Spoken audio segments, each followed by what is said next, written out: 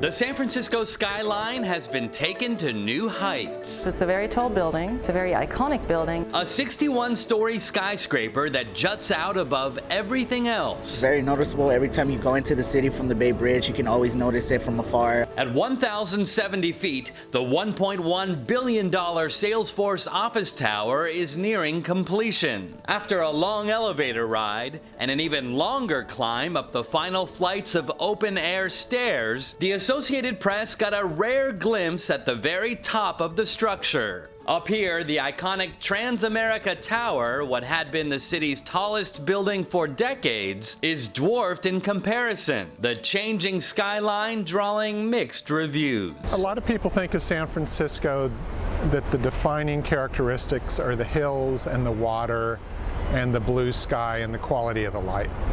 And so architecture and big buildings to them almost smack of Manhattanization. That a tall building, a skyscraper, that's something that should be in New York or Chicago or some city like that. San Francisco still has strict building limitations, but Salesforce Tower is part of the Transit Center District Plan to create a new downtown hub. Most of the new building will house the business cloud computing company Salesforce, with a few other tech companies planning to move in as well. About 6,000 people are expected to work here every day. I know there's a lot of people that complain about the change in the skyline, but there's a constant influx of new residents and new companies coming into San Francisco, and I think the only way to accommodate that growth is to grow taller. I think this is the discussion that we're going to have in the next decade to keep the city the way it is and as beautiful and accessible as it is. The building will also have a 9-story high electronic art exhibit at the top, which will display scenes from the city and nearby surroundings.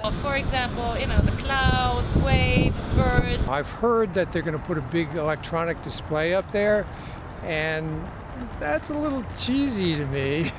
I think once we actually turn on the lights for the public art, all that will change. I think everybody will love the tower. Love it or hate it, the debate over the changing skyline won't end when construction wraps up this fall and the Salesforce Tower officially opens next year.